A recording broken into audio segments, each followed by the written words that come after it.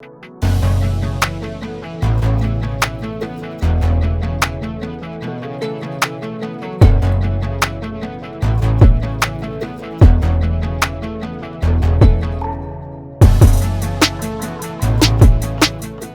जनसंख्या दिवस या अंतर्राष्ट्रीय जनसंख्या दिवस हर साल 11 जुलाई के दिन मनाया जाता है।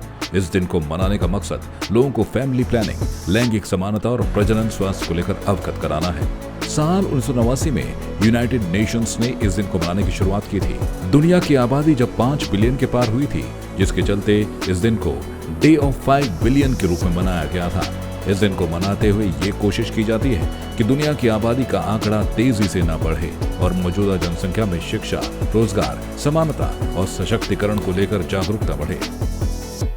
वहीं भारत के एक राज्य उत्तराखंड की बात करें तो यहाँ राज्य बनने के बाद से अब तक 2 जनगणना हुई हैं, जिसमें कि साल 2001 की जनगणना के मुताबिक उत्तराखंड की जनसंख्या 84,79,349 थी, जिसमें कि पुरुषों की संख्या 43,25,924 और महिलाओं की संख्या 41,63,425 थी।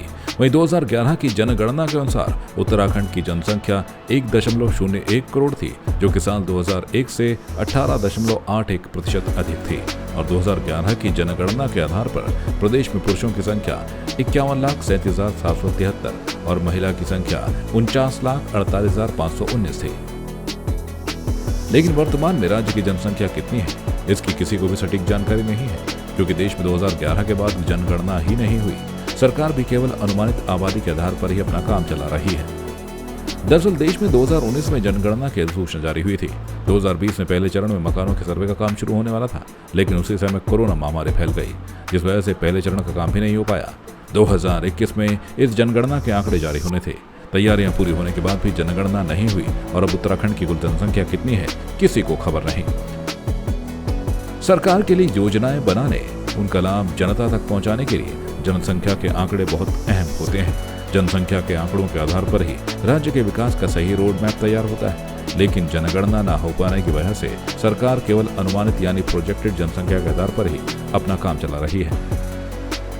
जनसंख्या के अलावा जनगणना के आंकड़ों के साथ शिक्षा, स्वास्थ्य, लिंग अनुपात जैसे तमाम आंकड़े भी जारी होते हैं।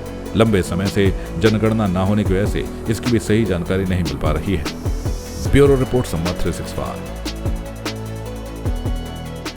आपकी इस पर क्या राय है, हमें कमेंट कर जरूर बताएं। इसके साथ ही आप हमारे YouTube चैनल को सब्सक्राइब कीजिए। आप हमें Facebook, Instagram, Twitter और कू ऐप पर फॉलो भी कर सकते हैं। और संवाद 365 के साथ एक क्लिक में जुड़ने के लिए डाउनलोड कीजिए संवाद 365 ऐप।